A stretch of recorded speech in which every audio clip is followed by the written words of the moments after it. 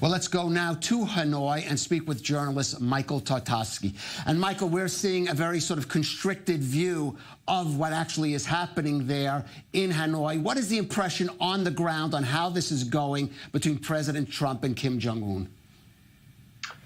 Well, unfortunately, even here, it's pretty constricted as well. Media access has been severely limited, certainly for those outside of the traveling press corps.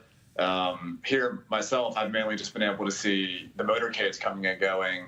Even in the International Media Center, the live streams we were told we would get have generally not been working. So we've had to follow updates on Twitter or sort of like Reuters live streams or things like that.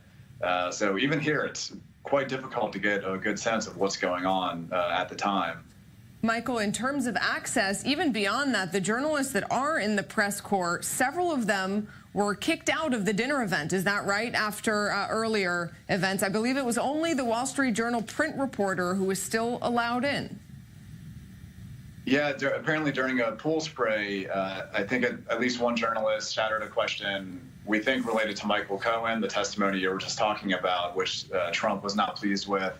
So, yeah, the reporters from Bloomberg, Los Angeles Times, Reuters, and AP were then denied access to further press availability tonight. Photojournalists were still allowed to go in, and I believe two other print journalists, but that was surprising, and the press corps is not happy about that right now. Let's bring into the conversation James Fay. He served as Pentagon desk officer for Korea in the Obama administration, joins us from Washington. And James, this whole summit has been really an issue of expectations. What would it take for this to be deemed a successful summit, certainly even as a second one?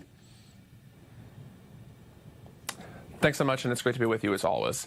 I think for it to actually be successful, we need something that's concrete and verifiable of an outcome that limits the program, whether you're talking about the nuclear program or the missile program or a variety of other irritants in the relationship between the United States and North Korea. And I'm not optimistic that we're going to get anything that's truly concrete. I think that generally speaking, President Trump would view a successful outcome as simply headlines that praise his leadership on the issue, rather than substantive changes of real concessions that North Korea would make to limit their program in a verifiable way, which I'm quite skeptical that's going to result. James, from what I understand, correct me if I'm wrong, for decades, really, the United States policy has been clear that they require complete and verifiable denuclearization before any U.S. concessions are made. So when we're seeing that shifting here with a sort of different bar, what do you think about that approach as somebody who has been part of policymaking from inside a White House? It makes me genuinely concerned that President Trump may give away the store in exchange for things that are ultimately helpful in building confidence over time, but are not themselves strong deliverables. Things like returning the remains of U.S. soldiers, while helpful, opening a liaison office, which has been floated as a possible deliverable here, is helpful. And let's take a step back and say that the road that we're on of negotiations is a positive one versus the fire and fury rhetoric of a year ago. But to be very candid, it does not seem like much has transpired that's substantive on the ground between the first summit and the second summit. Now, that may change, and there may have been more that's going on that we don't know about, but it's unlikely, I think, that we're going to get a real outcome the way that most traditionalists would define it as successful. Michael, well then take us through what we can expect tomorrow if we're looking for potential conversations, potential meetings that could lead something substantive. Right, so tomorrow morning, Trump and Kim will meet again at the Metropole Hotel where they met this evening, and then that will be a one-on-one meeting followed by an expanded bilateral lunch. We're not sure yet who will attend that, but I assume we would potentially see Mike Pompeo or somebody like that on the U.S. side. And then there will be a general press conference around 3 in the afternoon, Hanoi time. We know Trump will take part in that.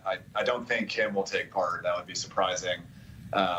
Oh, and sorry, in between the lunch and the press conference, there will be an agreement signing. So any sort of deal or outcomes would come around that time.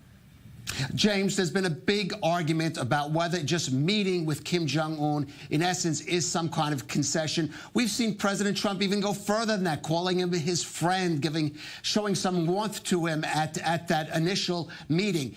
Is that so? Did the U.S. President Trump make too much of a concession before any concrete action being taken by North Korea? Yes, I think you're right about that. And it's important to remember that we're doing this process backwards. You know, President Trump really believes that only he can fix it and that leader-level engagement is what's going to make this happen. And that can be a very important tool, but that usually happens at the end of a process after negotiators have worked out the specifics at the working level for months, if not years. This is an incredibly complex problem that's going to take a long time to actually achieve any meaningful denuclearization. More than likely at this point, just limitations on their program. And so, yes, I think that we are giving away too much in terms of international legitimacy. This propaganda is very helpful for Kim Jong-un in solidifying his support at home.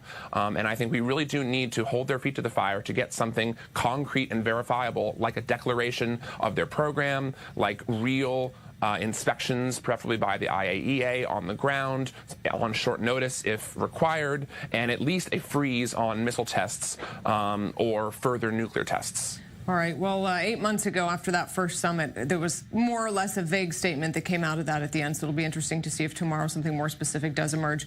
James Fay and Michael Tatarski, thank you.